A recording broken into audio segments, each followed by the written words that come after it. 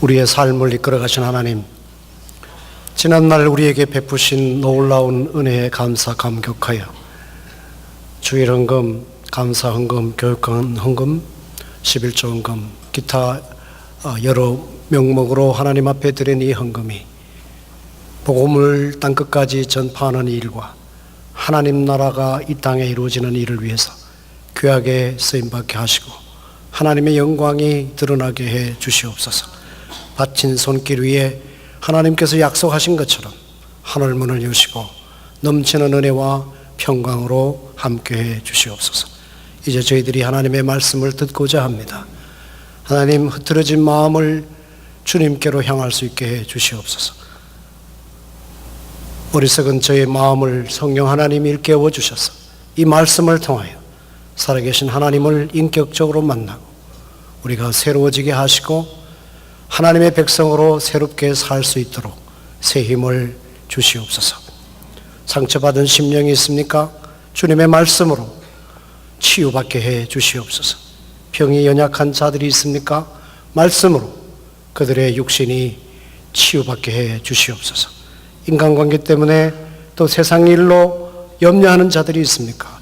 말씀을 통하여 하나님 앞에 하나님 백성답게 그 모든 문제를 해결하고 더욱더 힘써 믿음의 삶을 경주해가는 하나님의 위대한 구원의 역사가 있게 하옵소서. 우리 주 예수 그리스도의 이름 받들어 기도합니다. 아멘. 여러분, 제가 함께 여러분과 예배를 드리면서 제일 먼저 느끼는 감정이라고 그럴까요? 여러분 한 분 한 분이 너무 귀하고 아름답습니다.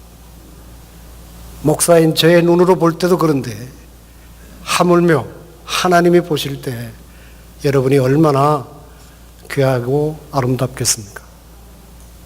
이 패역한 시대에 믿음을 지키고 또 이 좋은 날에 어디 안 가시고 교회에 오셔서 하나님을 찬양하는, 하나님께 예배드리는 여러분의 모습이 쉬운 일이 아니거든요. 얼마나 귀하고 놀라운 일입니까? 참 여러분이 자랑스럽고 여러분 사랑합니다. I'm proud of you and I love you so much. 방언을 했습니다. 여러분, 주님의 놀라운 은혜와 평강이 여러분 모두에게 함께 하시기를 주님의 이름으로 축원합니다. 여러분, 기독교는 죽은 종교가 아니라 살아있는 종교입니다.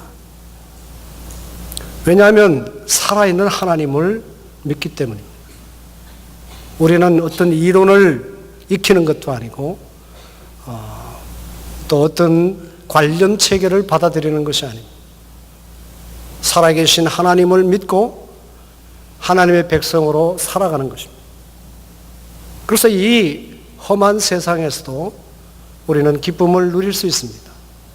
어려운 세상이지만 하나님의 백성으로 살아갑니다. 얼마나 놀라운 일입니까?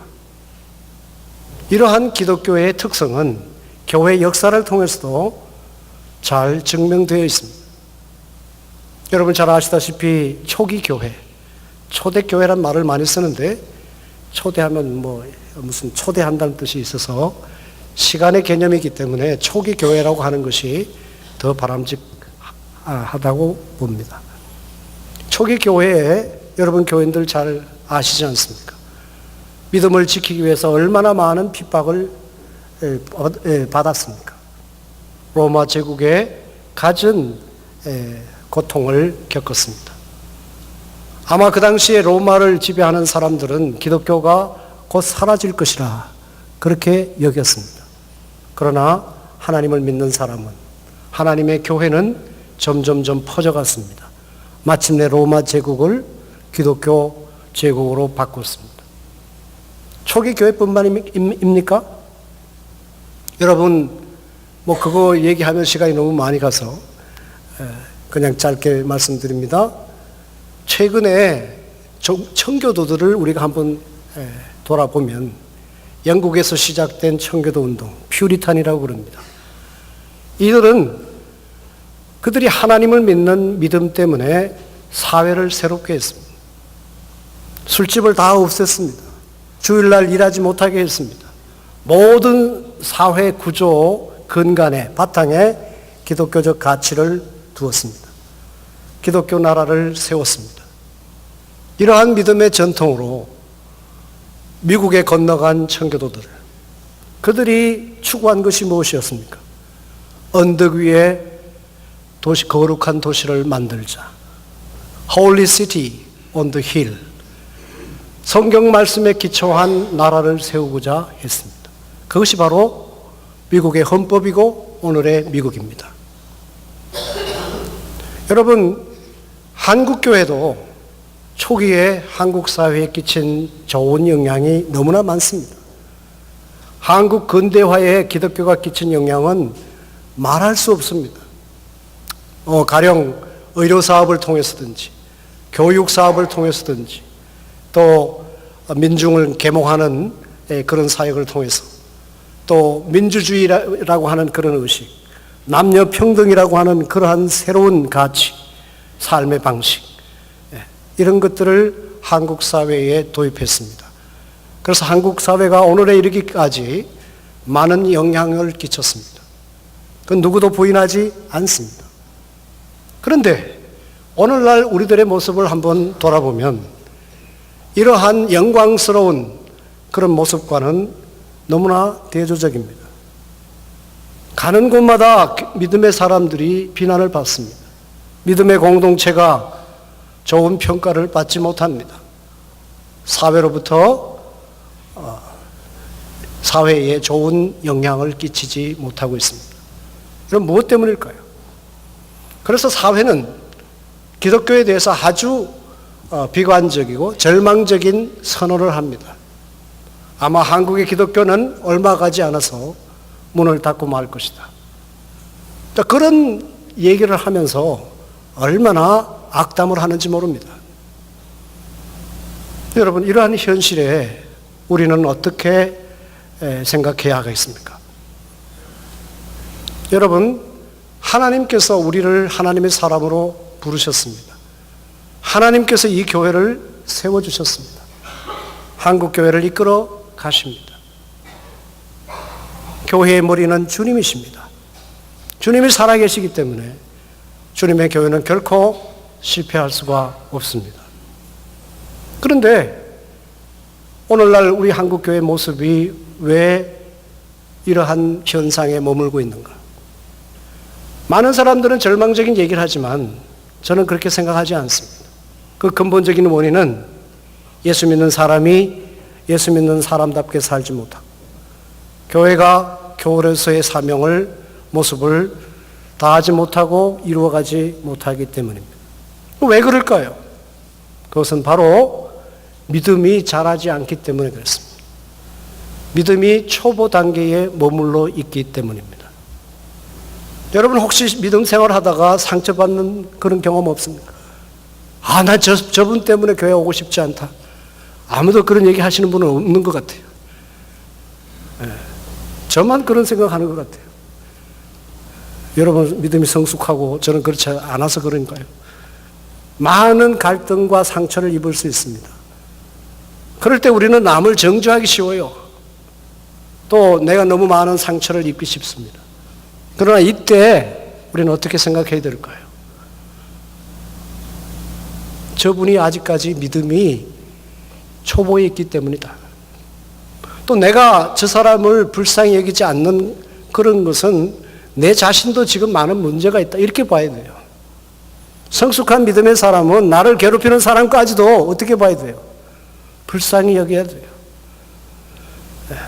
제가 이 화평교회를 33년간 섬겼습니다. 모르시겠죠? 아시는 분은 아시겠고. 그런데 많은 문제가 있지만 하나님께서 오늘에 이르게 했습니다. 여러분, 목회자로서 성숙한 단계는 무엇인가? 저 자신을 돌아보면 나를 괴롭히는 저 사람이 어느 날 불쌍히 여겨져요. 그 사람을 위해서 기도하게 됩니다. 그때 하나님이 말씀하십니다. 너가 이제 비로소 목사가 되었다. 교회의 사역자는, 교회의 직분자는 이것을 분명히 아셔야 됩니다. 아직까지 세상적인 시각으로 상대방을 뭐라고 할까요? 질책하고 때로는 판단하고 그런 것은 내가 아직까지 그 믿음이 자라지 않았기 때문에 그렇습니다. 그럴 때 남에게 손가락질 하지 마시고 하나님 앞에 무릎을 꿇으셔야 됩니다. 여러분, 오늘의 성경 말씀에서 사도 베드로는 우리에게 그리스도의 은혜와 그를 아는 지식에서 자라가라고 가르칩니다. 이것은 우리가 주님을 믿고 주님의 사람으로 살아가는 것입니다. 지난번에도 말씀드린 것처럼 주님과 함께하는 삶을 살아가는 겁니다. 주님과 동행하고 주님의 뜻을 행하는 것입니다. 주님과 인격적인 사귐을 나누어 갖는 것입니다. 그런데 이러한 것이 하나님의 은혜고 또 하나님을 경험하는 것인데 이것이 한 번으로 그치는 것이 아니라 끊임없이 지속되어야 한다는 겁니다. 이것은 믿음이 끊임없이 자라나야 한다는 것을 말해줍니다. 여러분, 이 땅에 살아있는 모든 것은 자라게 되어 있습니다. 이것이 자연의 법칙입니다. 나무는 크게 자라야 비바람의 풍파를 견딜 수 있습니다. 믿음의 삶도 마찬가지입니다. 믿음이 성숙해야 시험을 이길 수 있습니다. 하나님과 함께하는 기쁨과 행복을 한껏 누릴 수 있습니다. 성경이 말하는 구원이란 예수님을 한번 믿습니다라고 고백해가지고 하나님께서 우리가 지은 죄 때문에 내리실 그 영원한 형벌에서 벗어나는 이른바 의롭다함을 받는 것에 그치지 않습니다. 우리가 이 땅에 살아가는 삶이 다할 때까지 주님과 사랑의 사귐을 갖는 것을 말합니다. 주님의 뜻을 행하는 것입니다. 하나님께서 구약 성경에 보면 이스라엘 백성을 애굽의 종살이에서 해방시켜 주셨습니다. 그것은 그들이 하나님의 거룩한 백성으로 제사장 나라로 살아가도록 하기 위함입니다. 내가 거룩하니 너희도 거룩하라. 이처럼 하나님께서 우리를 죄의 어둠에서 벗어나게 하신 것은 하나님의 진리를 따라 살아가는 빛의 사람이 되게 하려는 것입니다. 따라서 우리는 하나님의 거룩한 사람으로 끊임없이 자라가야 합니다. 그러면 어느 수준까지 자라야 합니까? 에베소서 4장 13절에 사도 바울이 이렇게 말씀합니다. 그리스도의 충만한 분량까지 자라가라. 무슨 말씀입니까? 우리의 인격이 주님을 닮아가고 주님께서 이 땅에 사신 것을 본받는 데까지 자라가라는 것입니다. 주님의 인격과 주님의 삶을 한마디로 말하면 믿음과 사랑과 소망입니다.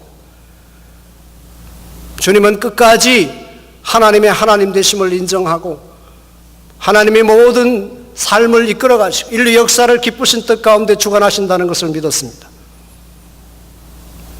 주님은 하나님의 아들이시지만 아버지 하나님께서 가르친 진리만을 선포했습니다. 아버지 하나님이 하라고 하신 그 일만을 행했습니다. 나에게는 너희들이 알지 못하는 양식이 있다. 그것은 하나님의 뜻을 행하는 것이라. 우리 주님은 어떠한 상황에서도 하나님의 뜻을 행했습니다. 하나님을 하나님으로 섬기셨습니다. 이것이 믿음입니다. 모든 사람을 사랑했습니다. 사회에서 소외받은 사람들까지 함께 했습니다. 우리가 아까 찬양하지 않았습니까? 우리의 참된 친구가 되신 주님. 절망에 빠져 있는 사람에게 희망을 선포했습니다. 어찌할 바 모르는 사람들에게 삶의 진리를 가르치셨습니다. 그것이 사랑입니다. 하나님의 아들이신 그분이 섬김받으러 하지 않고 우리를 섬기러 이 땅에 오셨습니다. 하나님의 백성으로 살아가도록 하기 위해서 그분은 자신을 십자가에 제물로 바쳤습니다. 우리가 사랑받을 자격이 아무것도 없는데도 주님이 먼저 우리를 사랑하셨습니다. 죽기까지 사랑해 주셨습니다.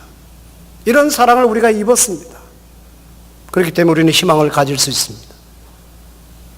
주님은 소망을 누렸습니다. 십자가에 죽을 때 인간의 성품을 가지셨기 때문에 할 수만 있으면 이 잔을 나에게서 멀어지게 해 주십시오. 그러나 끝내 이것이 하나님의 뜻이면 내가 기꺼이 받겠습니다. 왜냐하면 내가 십자가에 죽어야 인류를 죄에서 구속하려는 하나님의 위대한 구원 역사가 이루어지기 때문이죠. 내가 능력이 없어서 힘이 없어서 죽는 것이 아니라 나의 죽음을 통해서 하나님의 구원 계획이 결국은 성취될 것을 믿었습니다. 이것이 바로 소망입니다. 여러분, 우리의 삶의 목표가 무엇입니까?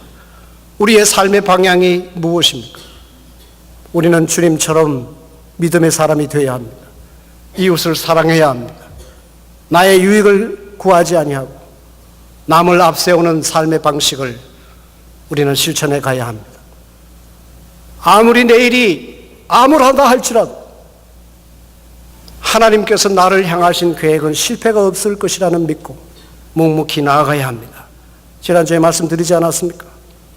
하나님을 사랑하는 자, 그 뜻대로 부르심을 입은 자들에게는 모든 것이 합력하여 선을 이루게 하실 것이라. 이러한 믿음과 사랑과 소망의 삶을 우리가 살아가야 합니다.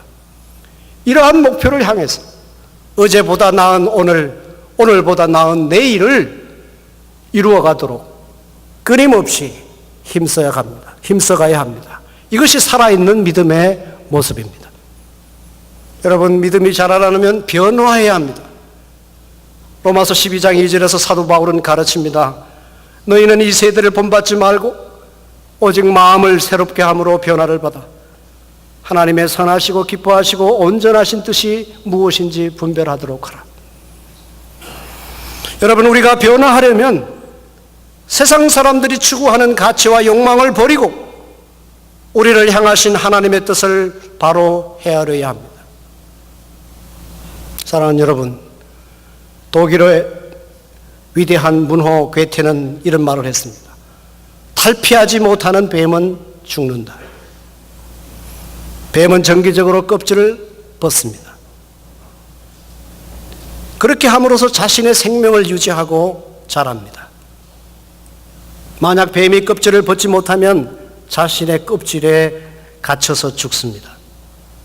이처럼 우리도 이제까지 가졌던 죄의 가치관과 행동 그리고 습관의 껍질을 벗어버려야 합니다. 여러분, 우리가 예수 믿고 하나님의 사람이 되었지만은 여전히 우리 안에 죄의 성품이 남아 있습니다. 이것이 종교개혁자 루트가 가르친 믿음의 전통입니다. 이 죄의 습성을 벗어버리기 위해서 끊임없이 노력해 가야 합니다. 그것을 신학적으로 성화라고 합니다. sanctification이라고 합니다. 예수님을 주로 믿고 의롭게 되는 것, 그걸 justification이라고 그래요. 칭의라고 그래요. 하나님 우리를 의롭다고 여기셨단 말이에요. 그 칭의는 우리가 하나님 백성답게 살아가는 성화의 삶과 구별되지 않는 거예요. 근데 오늘 한국교회는 이것을 구별시켜요. 늘 칭의 단계에 머물러 있습니다. 구원 그 이후에 하나님의 백성으로 살아가야 하는 거예요. 그것이 종교개혁이 물려준 위대한 전통입니다. 원래 우리는 500주년을 기념하는 행사를 갖습니다. 종교개혁이 물려준 믿음의 전통은 바로 성화입니다. 특히 칼빈 선생은 그것을 굉장히 강조했습니다. 제가 지금 신학 강의를 하는지 설교를 하는지 잘 모르겠습니다. 칼빈 신학의 핵심은 성화입니다. 거룩한 삶을 살아가는 것이죠. 여러분, 예수님도 당시 기준으로 볼 때는 아주 새롭고 혁신적인 생각을 하셨습니다. 당시 제사장과 서기관을 비롯한 종교 지도자들은 유대 혈통에 따르는 유대 혈통의 바탕을 둔 민족주의와 형식적인 율법주의에 빠져 있었습니다. 이것은 자신들뿐만 아니라 이스라엘 백성이 하나님을 바르게 섬기는 것을 가로막았습니다. 그래서 예수님은 이들을 회칠한 무덤 같은 사람들이라고 질책하셨습니다. 예수님의 가르침이 무엇입니까? 하나님의 사랑은 유대 백성뿐만 아니라 이 땅에 있는 모든 사람을 향한 것이라. 그리고 하나님께서 우리에게 율법을 주신 그 참된 정신이 뭔가 형식적으로 지키는 것이 아니라 하나님을 섬기고, 어떻게 얘기했죠? 신명기에 마음을 다하고 뜻을 다하고 목숨을 다하고 하나님을 사랑하고 이웃을 자신처럼 사랑하는 것, 이것이 바로 율법의 핵심이라는 것입니다. 이러한 새로운 생각, 새로운 가르침이 로마 제국에 퍼지고 퍼져서 세계를 변화시켰습니다. 우리가 하나님의 사람으로 자라가려면 이처럼 끊임없는 변화와 혁신을 이루어 가야 합니다. 사랑하는 여러분, 변화와 혁신은 옛사람을 벗고 새사람을 입는 것입니다. 에베소서 4장 22절부터 24절까지에서 사도 바울은 말씀합니다. 너희는 유혹의 욕심을 따라서 거저가는 구습을 따르는 옛사람을 벗어버리고 오직 너희의 심령이 새롭게 되어 하나님을 따라 의와 진리의 거룩함으로 지으심을 받은 새 사람을 입어라. 사랑하는 믿음의 가족 여러분, 성숙한 믿음의 사람으로 자라나려고 하는 사람은 오늘의 나에 만족해서는 안 됩니다. 언제나 보다 새롭고 향상된 주님의 사람이 되고자 애씁니다. 그래서 주님의 모습에 비추어서 자신이 얼마나 모자란다는 것을 발견하고 그 모자라는 점을 보충하려고 합니다. 빌립보서 3장 13절부터 14절까지에서 사도 바울은 이렇게 자신을 소개합니다. 형제들아, 나는 아직 내가 잡은 줄로 여기지 아니하고 오직 한 일 즉 뒤에 있는 것은 잊어버리고 앞에 있는 것을 잡으려고 표대를 향하여 그리스도 예수 안에서 하나님이 위에서 부르신 부름의 상을 향하여 그것을 위하여 달려가노라.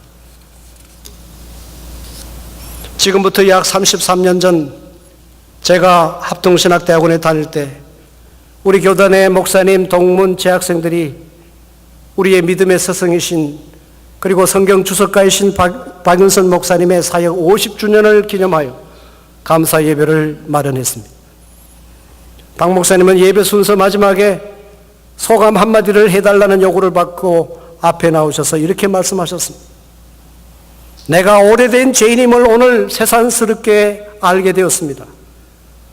여러분이 저를 격려하기 위해서 이런 자리를 마련했으나 큰 감동이 없는 내 자신을 보니 내가 큰 죄인임에 틀림이 없습니다.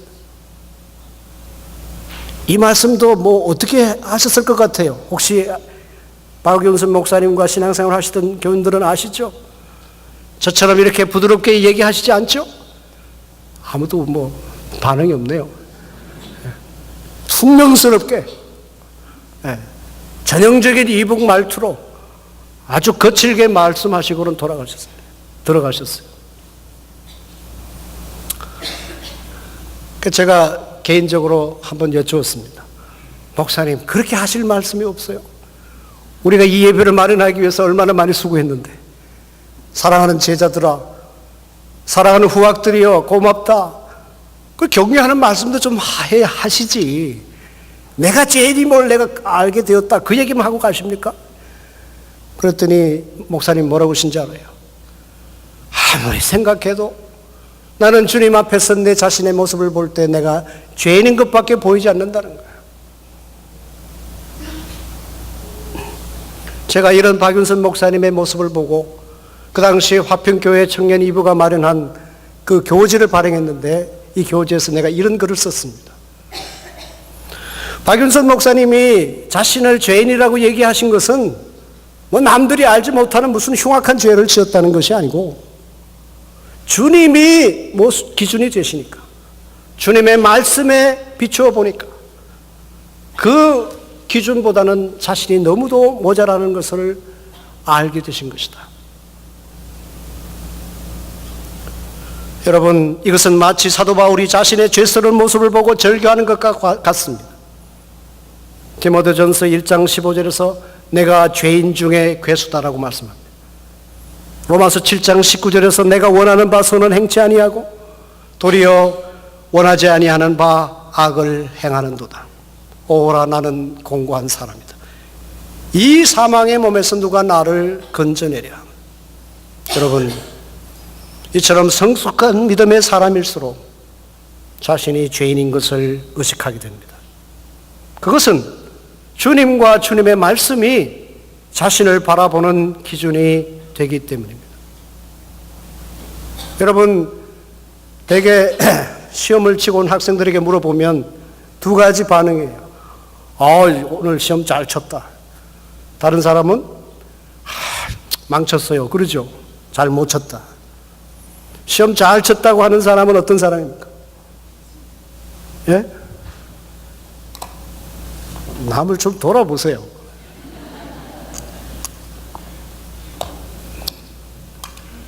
공부 못하는 사람은 시험을 잘 쳤다고 그럽니다. 공부 잘하는 사람은 잘 못 쳤다고 그래요. 왜 그럴까요? 기준이 다른 거예요. 공부 못하는 사람은 50점만 맞아도 되는데 60점 맞았거든. 그럼 잘 친 거죠. 잘하는 사람은 하나 틀려도 안 되잖아요. 100점이 기준이니까 하나 틀려도 잘 못 쳤다고 그러는 거예요. 여러분, 우리가 이런 자세를 가져야 합니다. 여러분, 교회의 직분자입니까? 권사님입니까? 집사님입니까? 교사입니까? 장로님입니까? 목사입니까? 난 이만하면 됐어. 내가 30년 신앙생활 했는데 이만하면 됐어. 아닙니다. 그것은 교만입니다. 하나님의 말씀에 비추어 보면, 주님의 기준에 보면 내가 얼마나 모자랍니까? 믿음이 성숙한 사람일수록 고개를 숙인단 말이에요. 박윤선 목사님 새벽 기도 때 설교하시잖아요. 이런저런 말씀하시고 기도하시잖아요. 개인 기도. 그럼 제가 이제 예배 인도하고 목사님이 뒤에서 기도하는 소리가 들려옵니다. 의식적으로 들은 건 아니고 또 궁금하죠. 우리 선생님이, 우리 교수님이, 믿음의 은사가 도대체 어떻게 기도하시는가? 뭐 별거 없어요. 죄인입니다. 불쌍히 여겨주십시오. 불쌍히 여겨주십시오. 그 얘기밖에 안 하셔요. 그래서 제가 마치고, 목사님, 지금 우리 교회를 위해서, 한국 교회를 위해서, 우리 사회를 위해서 기도해야 할 게 너무너무 많은데 뭐 맨날 내 죄인인 것밖에 없다, 그것밖에는 기도할 게 없습니까? 그렇게 기도할 게 없습니까? 아들같이 박윤선 목사님 저를 여기셨으니까 신전도사, 나는 아무리 기도해도 내 자신이 너무 주님의 기준에 비춰보니까 너무 모자라잖아요. 죄인입니다. 불쌍히 여겨주십시오. 그것밖에 내가 더 기도할 게 없다는 거예요. 여러분, 우리 자신의 믿음의 목표가 무엇입니까? 교회에서 남이 알아주는 직분입니까? 아닙니다. 주님의 모습까지 자라가셔야 됩니다. 사랑하는 여러분, 변화하려면 먼저 우리의 생각이 새로워져야 합니다. 생각이 바뀌면 행동이 바뀌고, 행동이 바뀌면 그 다음에 뭐가 바뀌죠? 이렇게 소통이 안 됩니까? 행동이 바뀌면 습관이 바뀌고, 습관이 바뀌면 성품, 우리의 인격이 바뀌고, 인격이 바뀌면 운명이 바뀌어집니다. 여러분, 우리 자신과 교회가 또 우리가 사는 사회와 세상을 새롭게 하려면 먼저 우리 자신의 생각부터 새롭게 해 가야 합니다. 여러분, 우리 사회가 안고 있는 가장 큰 문제점 가운데 하나가 무엇입니까? 사람들의 생각이 굳어져 있어요. 생각이 굳어져 있기 때문에 변화하지 못하고 이 시대의 변화에 적응하지 못합니다. 오늘날 우리 사회에서 이런 현상을 우리는 수없이 바라보고 있잖아요. 왜 소통이 안 됩니까? 왜 협치가 안 됩니까?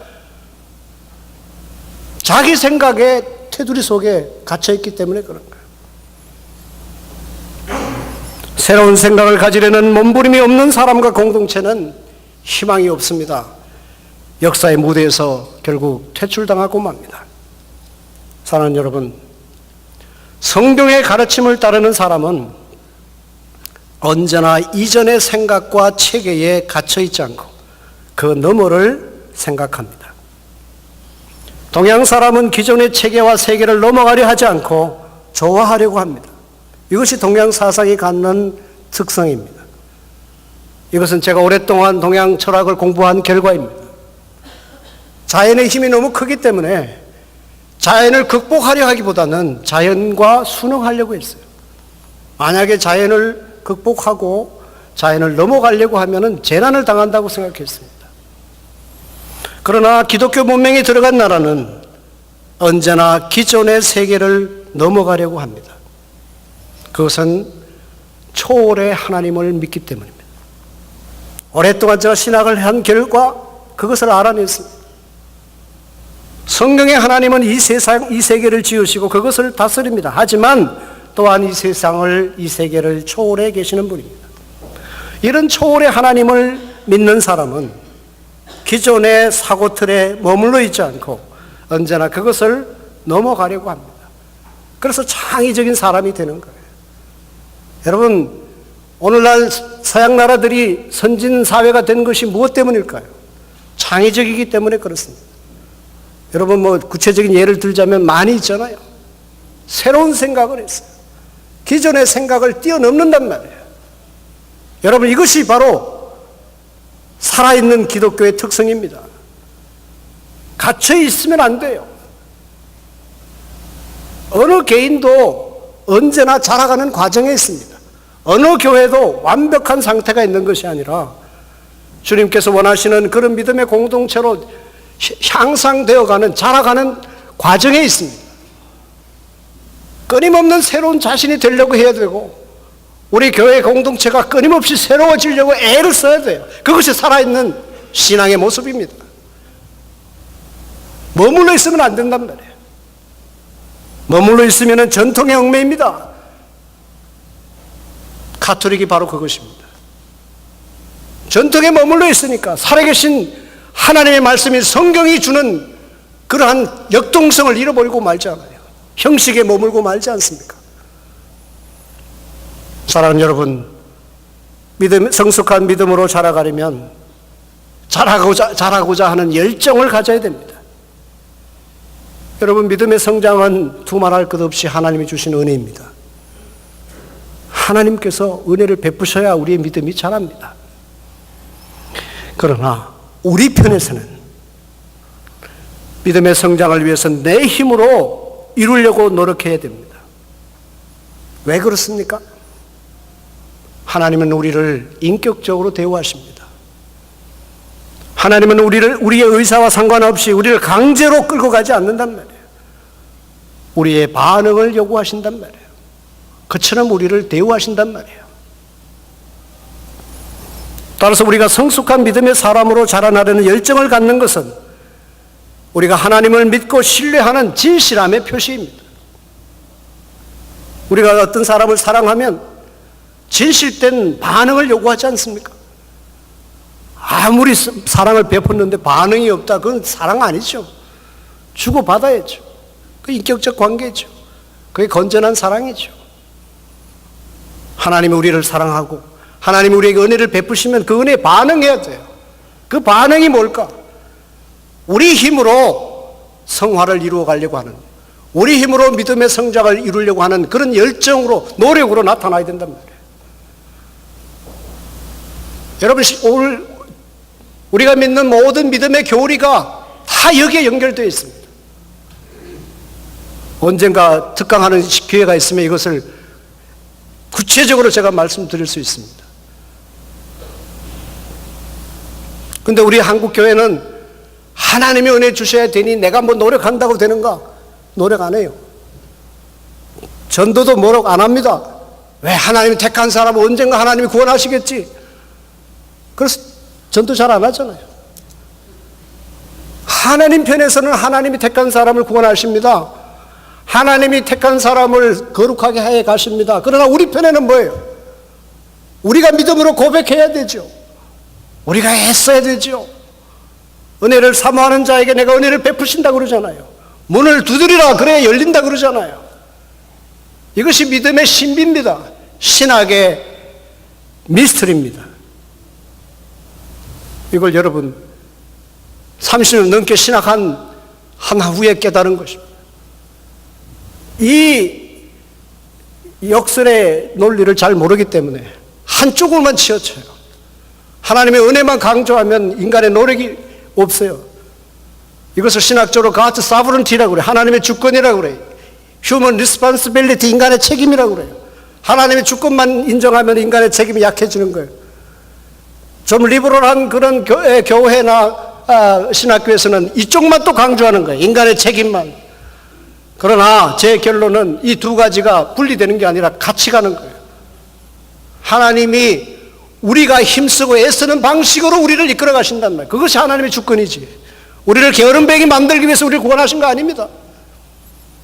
하나님의 사람으로 선택받았으니까, 은혜를 받았으니까 우리 힘으로 하나님의 백성답게 살아가려는 열정을 가지고 노력해 가야 돼요. 힘쓰고 애써야 돼요. 제가 이렇게 설교하면 제가 박윤선 목사님 톤하고 거의 따라가는 것 같은 느낌이 들어서, 예? 그 스승의 그 제자니까 어떡하겠습니까? 사랑하는 믿음의 가족 여러분, 우리가 성숙한 믿음으로 자라가려면 시도해야 돼요. 근데 대부분의 교인들이 한 번 시도했다가 실패하잖아요. 나는 안 돼. 장로님만 하시지, 권사님만 하시지. 나는 너무 모자라. 아닙니다. 귀한 것일수록 그것을 얻기 위한 희생을 해야 합니다. No cross, no resurrection. No pain, no gain. 그 있는 자는 틀을 지니라. 고통이 없이 얻는 게 없습니다. 십자가 없이 면류관이 없습니다. 부활이 없습니다. 애써야 된단 말이에요.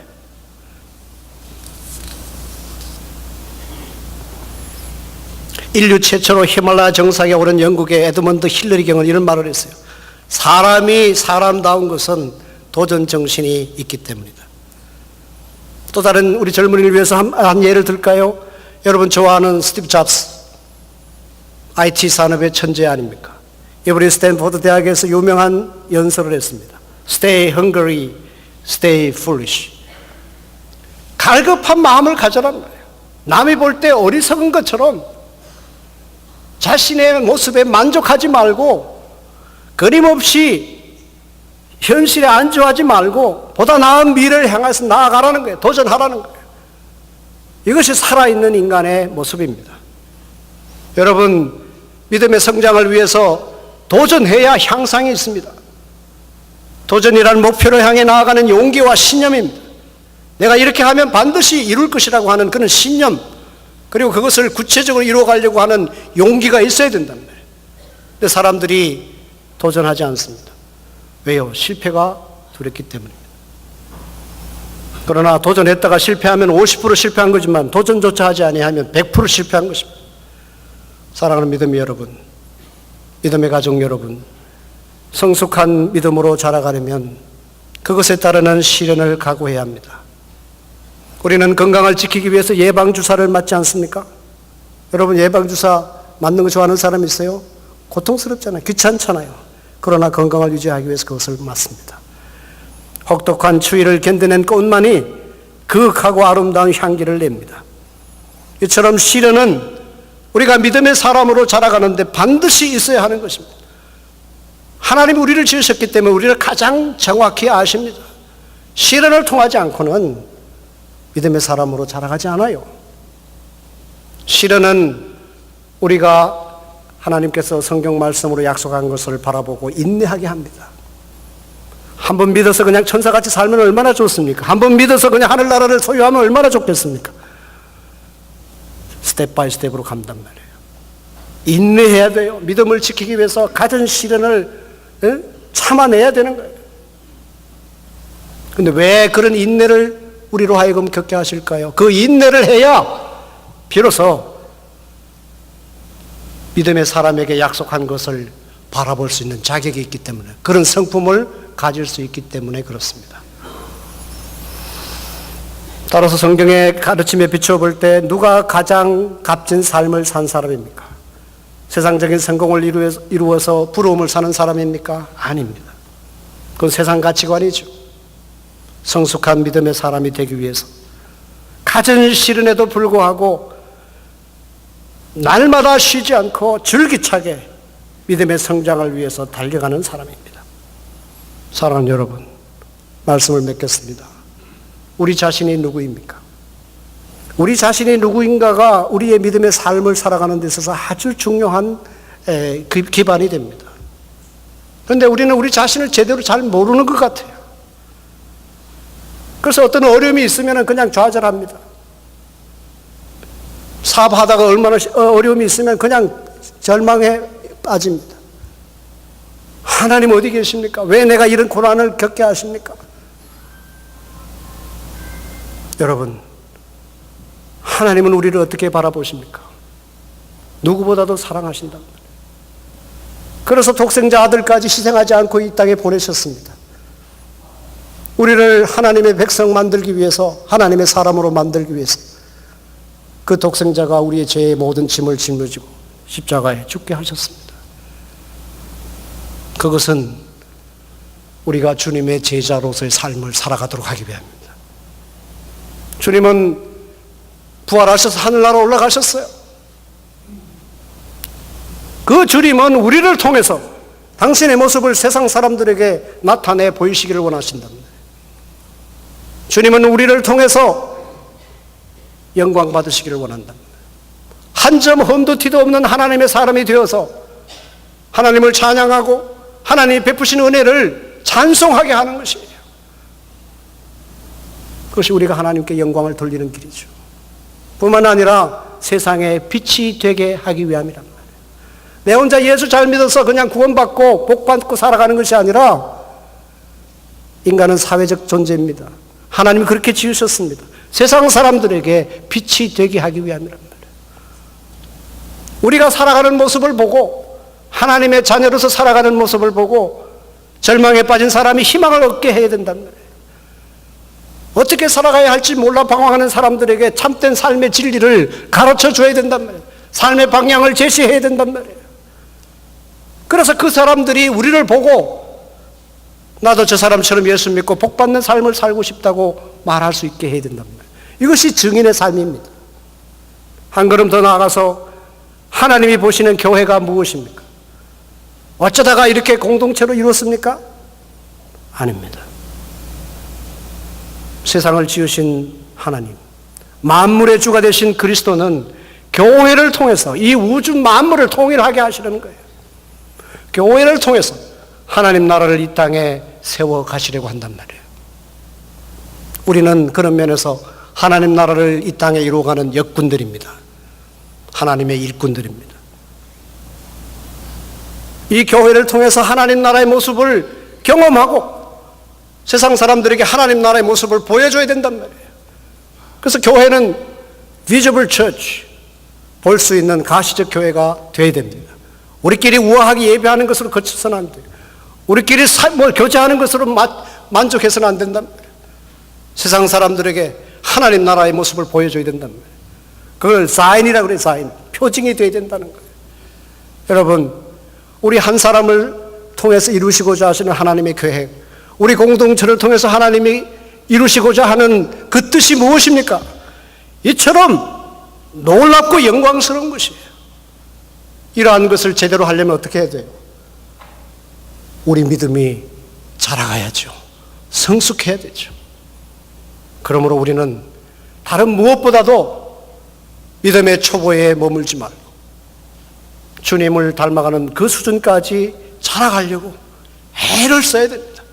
온 힘을 기울여 가야 됩니다. 자기 혼자만이 아니라 공동체가 서로 위로하고 격려하면서 세워가면서 우리를 향하신 하나님의 뜻을 이루어 가야 합니다.